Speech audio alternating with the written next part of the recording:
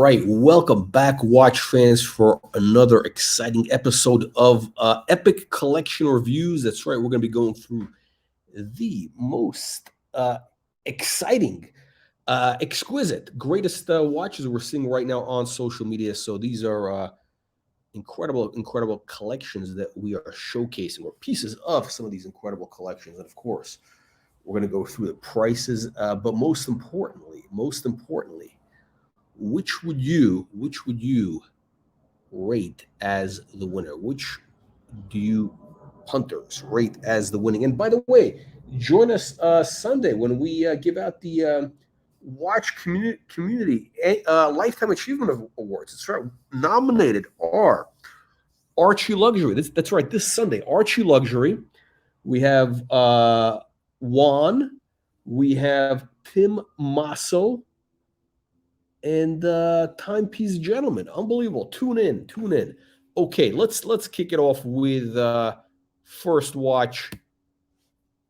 We're looking at Audemars Piguet Royal Oak Tourbillon. This guy Chronopiece. I mean, this guy is incredible stuff. I think he has got another one of these in white gold. So not enough to have it in rose gold. This guy also has it in white gold. The dial on this is, I mean, it's really stunning. It's a stunning dial. They hit it out of the park with this watch. I don't know. Every time you want to hate AP, they do something like this, and you're like, wow, it's just incredible. Again, I'm not a tourbillon guy, but just it really works. A tourbillon really works when you have a beautiful dial like this. It's just, why not? Why not add that in there?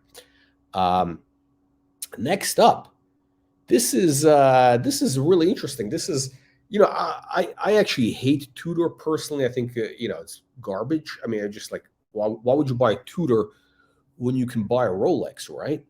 But this is a nice, really interesting vintage piece. It kind of has like a grayish dial. This is like, I believe, early 70s. It's got a Cyclops date. I don't know if you can see at the bottom. The date is at the bottom, which is really interesting. So this collector is Old Watch Lady on Instagram. She's got some interesting watches. I like what she's got. She's got like a real variety of interesting stuff. I'm not a chronograph guy.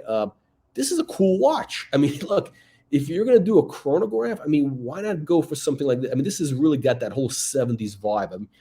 I mean, if you're going to do a chronograph, I think this is much better than, look, my opinion is this blows away any Daytona, okay? This blows away any Daytona. Why would you buy a Daytona when you can get this? It's a much better watch of that period. But hey, that's just my opinion. Let me know what you vicious punters think. Leave your comments below. Here's an interesting watch. Aquanaut in rose gold, Patek Philippe. This is the annual calendar. Date, moon phase. I think it's a cool watch. I mean, I think I love this watch.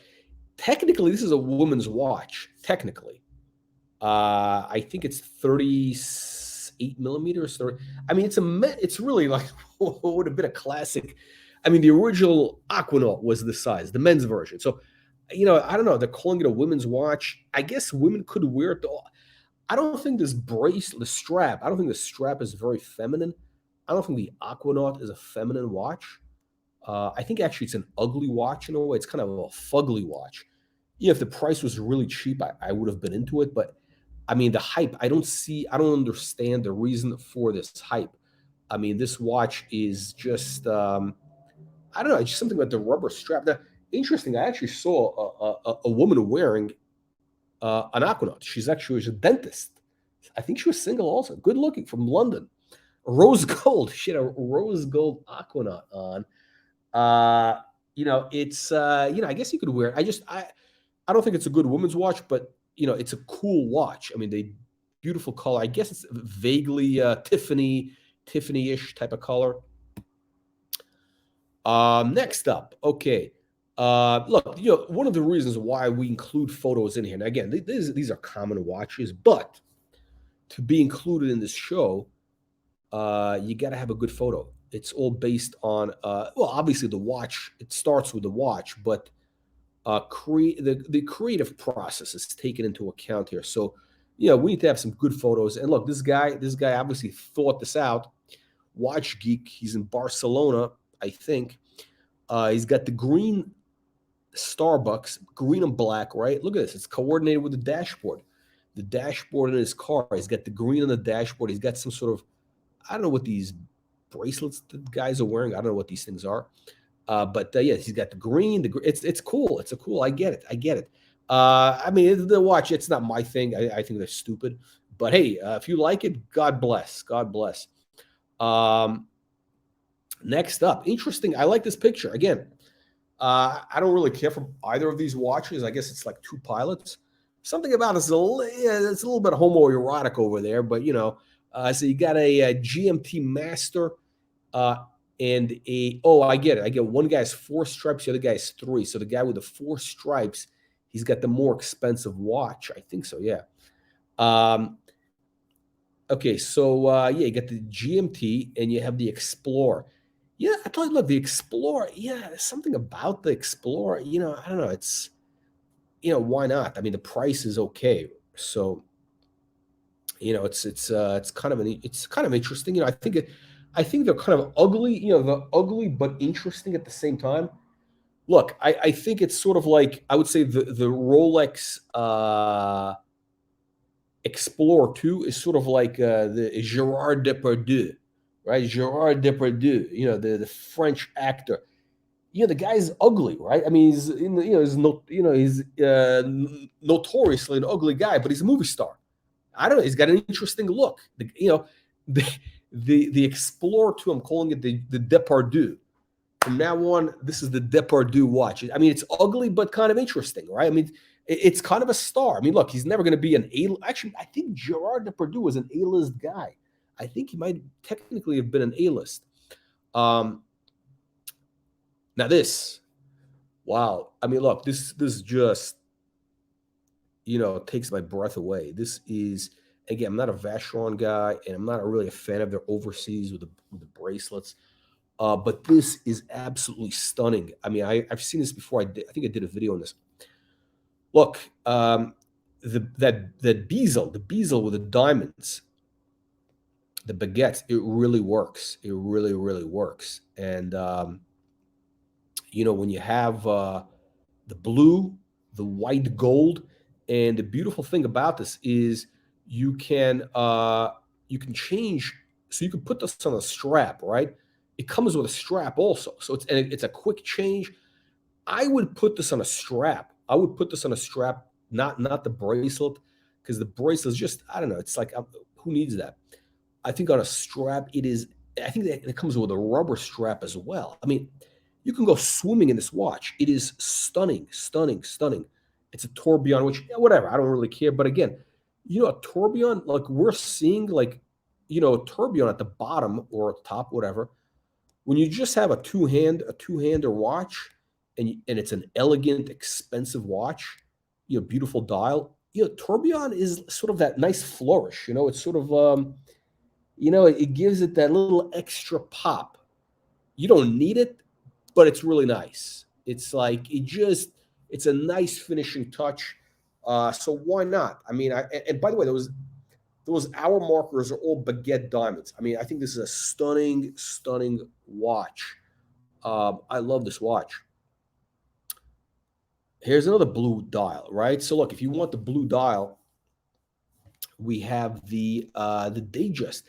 I got to tell you something. I think this watch is just as good as that Vacheron. Believe it or not, I think it's just as good as the Vacheron. In a different way. Look, I mean, you're talking about a watch that's 5% of the value, right? It's 13 grand. But this is a great watch. Again, I love those big hour markers. They're luminescent. The Jubilee bracelet. Everything works. Everything works. Proportions are right. And this is also from that same guy, Watch Geek. Look at it. I think he's got a bunch of these. I don't know what those things are on their wrists, some sort of bracelet or whatever. Next up, Audemars Piguet, a little vintage action on a plane. I guess this guy's flying first class. Looks like a first class image there with some orange juice. I think it's a Japanese guy. Um, this is again white gold. The Japanese love white gold. 1960s classic look. Um, these are great. You could probably get these for like 10 grand, maybe even less, 8 grand. Pretty basic watch. I mean, I think I'd put it on a different strap, maybe. I mean, it's kind of dull in a way. It's kind of a dull, very basic, conservative watch. It's interesting. I think it's interesting. White gold. It's just a cool watch. I just on a different strap, I think would make it much better. Um, Okay, this is actually the reverse of this. Gégé Lecoultre. This guy, NYC watch guy, he's got some interesting collection. Uh, Interesting watch. Somehow JLC though, I don't know. Do you need a chronograph? It's like why not? I mean, it just looks cool. I mean, would I buy this watch? Hell no. But maybe you guys like it. I don't know. It's interesting. Look, JLC always does interesting stuff. They are the watchmaker's watchmaker. So that's why I have it up here. That's the only reason. I mean, otherwise, I'm not. It's in stainless steel, which I'm not into. It's not. It's on a strap. So it's not a sports watch. It's not a dress watch. It's like, what is it? I don't know what it is. But they do beautiful work. I mean, the indexes are great. It's phenomenal. Next up, Patek Philippe World Time Platinum. This guy has on a gray strap. I guess, and he's got a matching the sweater. See, look, to get onto this program, to get onto the show, you got to have an interesting creative shot. At least match the watch to the outfit, right? I mean, do a little bit of work here, right? So this guy obviously has done exactly that, so that's why it's up here. It's an interesting watch. I think World Time. The font on the World Time doesn't do it for me. The hands kind of don't do it for me. I like the newer model, which has that kind of circle hand. I don't know what you call it. The guilloche is beautiful. I mean, it's stunning. But I have the Patek travel time. So to me, look, I got a travel time and a JLC dual time, which really does all the same thing. I mean, I guess it doesn't have the whole world. You only see part of it at the bottom, but do you need to know? I don't know. It's I find this dial a little bit confusing. Maybe I don't know how it works exactly, which is possible. Again, basic watch. Cool picture. Look, this is why I have it. This guy, Watch Geek, he takes good pictures. Watch Geek gives good photos. This is somewhere in Barcelona, I guess, right? He's got that bracelet, whatever thing, which gives a nice shot of color to these. Otherwise, what would be a boring picture, right? I mean, I don't want to see a guy's hairy wrist. This guy has got this thing there. It looks good. He's got. I just noticed he's got the watch matches the jacket. The herringbone, black and white herringbone, matches the black and white of the Daytona. That's all. That's the only thing. The Daytona, I couldn't care less. I mean, I think these are the most boring watches with the ceramic. But this guy takes good pictures. So if you want to be on the show, you got to have a good pictures. Even with the boring watch, we'll let you get on here. Unbelievable, but true. I would avoid this watch. I mean, I like the stainless bezel myself. I don't know what to say this. And look, if you like Daytona, wanted to get more Daytona. And this is interesting. This is, I don't know what to make this. It's legitimately, this is a Rolex Daytona, but it's been customized by Artisan de Genève, right? I mean, they took it they basically rebuilt the watch. I mean, I don't know. The only thing that's there is the movement. Everything else is like their work with the glass, the skeletonization, the emeralds. Obviously, it's like, again, when you do this on a chronograph, it's kind of like, I mean, what's the point? You can't read it. I guess it's kind of cool. I mean, it's like The form does not follow function here. So I kind of give this a D. I give this a D, and this is $100,000 watch. But you know what? I mean, I'm sure it has. Look, there's guys who are really into this. Unbelievable but true. There are guys who are going to be really into this watch. Um, I don't understand it, because again, form follows function. To me, they, I mean, it looks interesting, right? But they ruined the functionality of it. But it's interesting. Look, it's creative. It's creative. You got to give them credit. You got to give these guys credit, and you got to have big balls to spend $100,000 and basically,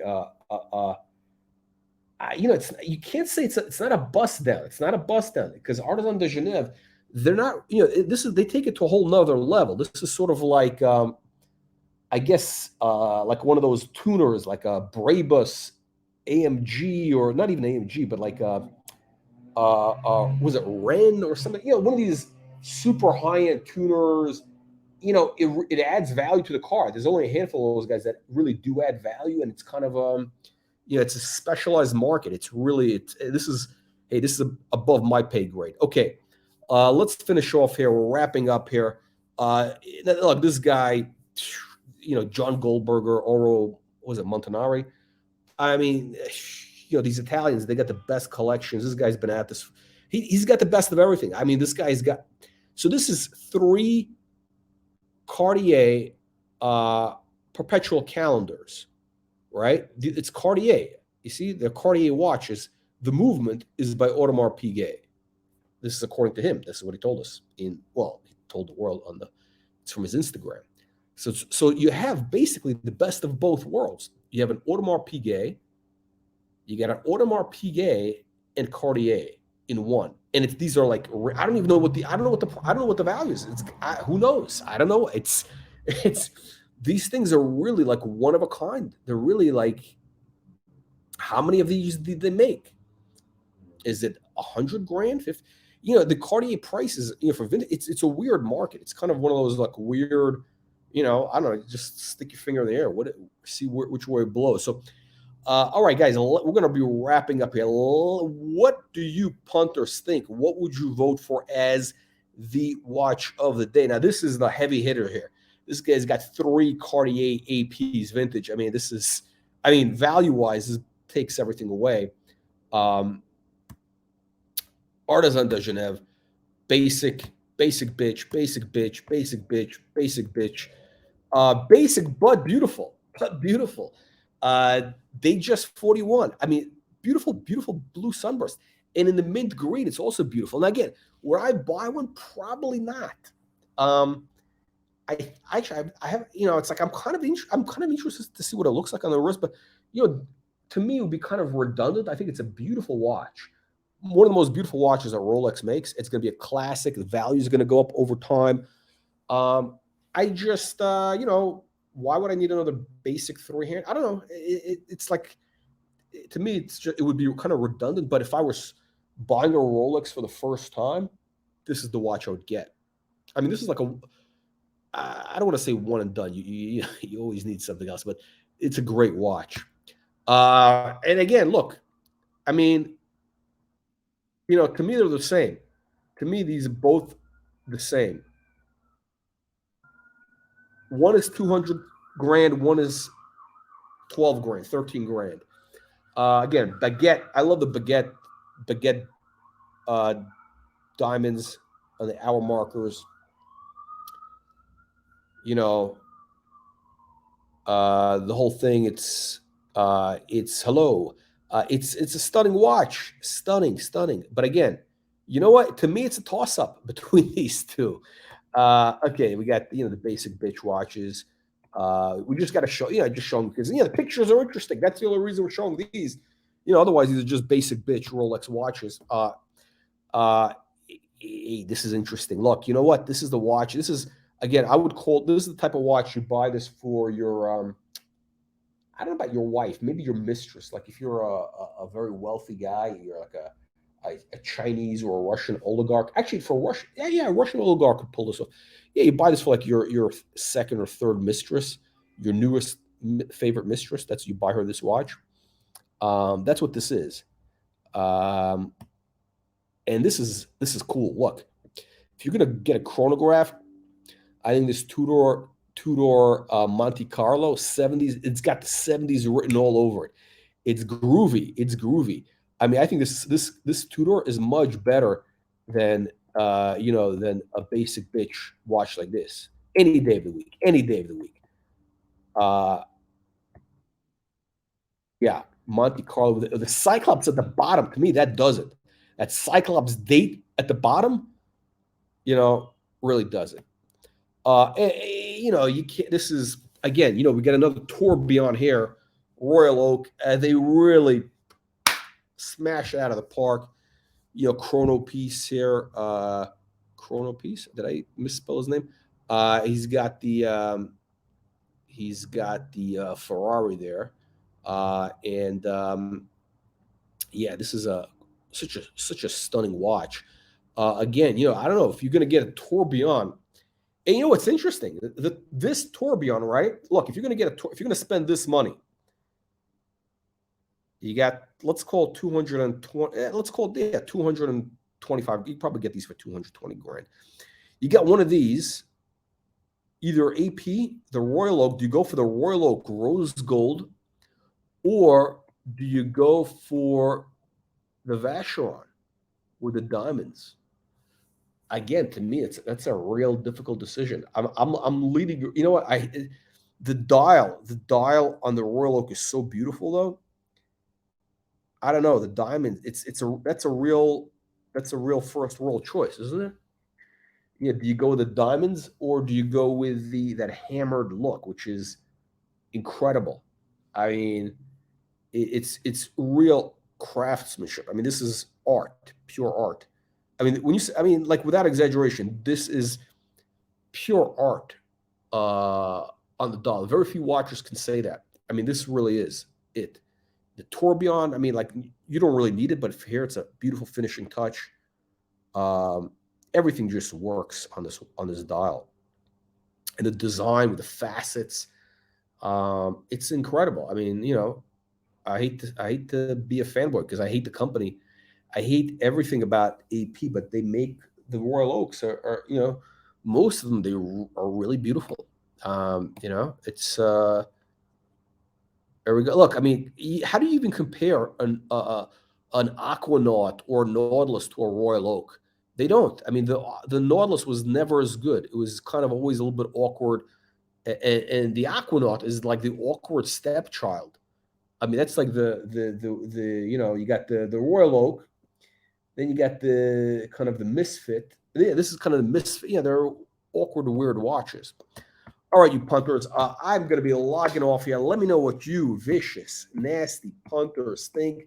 What would you vote for as today's watch of the day?